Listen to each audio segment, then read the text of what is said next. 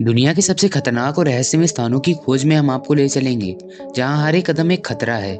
आज हम आपको दिखाएंगे ऐसी जगह जहां जान जाने का जोखिम होता है, लेकिन वहीं कुछ ऐसी रहस्यमय कहानी भी हैं जो आपको हैरान कर देंगी। क्या आप तैयार हैं खतरनाक स्थानों की दुनिया में कदम रखने के लिए? आइए जानते हैं ऐसी खतरनाक जगहें के बारे में जो आपके होश उड़ा देंगी। और हाँ, अगर आपने मिस्ट्री फैन चैनल को अभी तक सब्सक्राइब नहीं किया तो नीचे लाल कलर का बटन आ रहा होगा, उसको दबा के उसको वाइट कर दीजिए। तो चलते हैं अपनी वीडियो की तरफ। डुमास बीच गुजरात के सूरत सिटी के पास स्थित है और अपनी खूबसूरती के लिए जाना जाता है, लेकिन ये जगह अपनी मिस्टीरियस और स्पोकी वाइब्स के लिए मशहूर है। ये समुद्र के किनारे पर है, लेकिन रात के समय यहाँ कुछ अजीब चीज़ें हो सकती हैं। लोगों का कहना है यहाँ रात के समय अजीब आवाज़ सुनाई देती हैं, जैसे कि कोई बातें कर रहा हो या फिर कुछ अनयूजुअल एक्टिविटी हो रही हो। इस वजह से कई लोग उन्हें हॉन्टेड समझते हैं। डुमास बीच को लेकर काफ़ी लोग कहते हैं, जिनमें से कुछ ये कहते हैं कि यहाँ पे कुछ पुरानी कहानियाँ छुपी हुई हैं जो इस जगह को डेंजरस बना देती हैं। ये जगह अपने सूरज की रोशनी में काफ़ी सुंदर लगती है, लेकिन रात को यहाँ जाना थोड़ा रिस्की हो सकता है। बीच को लेकर कई लोगों का कहना है कि यहाँ आने से एक अजीब सी डर का एहसास होता है, जो इसे एक सीक्रेट और डेंजरस जगह बना देता है। सियाचिन ग्लेशियर, जो लद्दाख के हाई एल्टीट्यूड रीजन में स्थित है, दुनिया का सबसे ऊंचा और सबसे खतरनाक युद्ध क्षेत्र है। यह समुद्र तल से लगभग 20,000 फीट की ऊंचाई पर है और यहाँ की हाई एल्टीट्यूड वेदर कंडीशन इसे और भी ज़्यादा चिंतापूर्ण बनाती है।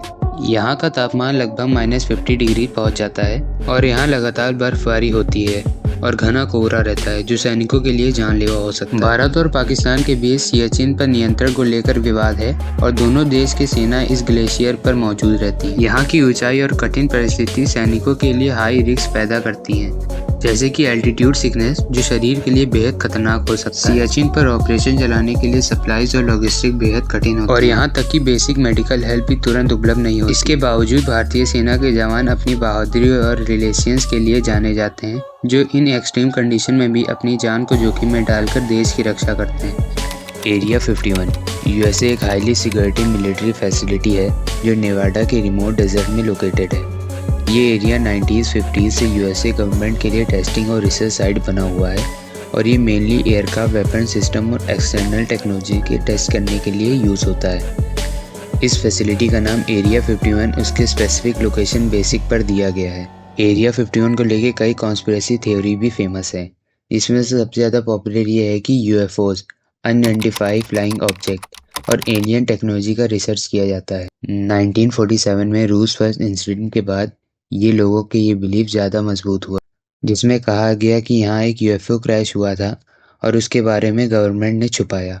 गवर्नमेंट ने इस एरिया को हमेशा सीक्रेट रखा और इसके आसपास किसी को भी जाने की इजाज़त नहीं होती। यहाँ तक कि लोकल मैप्स में भी इस एरिया का जिक्र नहीं होता। एरिया 51 को लेकर कई सारे रूमर्स हैं, लेकिन अब तक कोई भी कंफर्म एविडेंस नहीं मिल पाया है।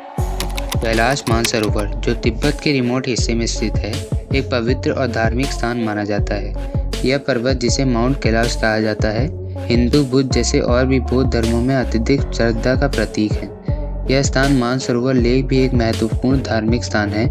कई लोग इस स्थान की यात्रा करते हैं क्योंकि माना जाता है कि ये स्नान करने से यहाँ सारे पाप धुल जाते हैं और मोक्ष की प्राप्ति होती है।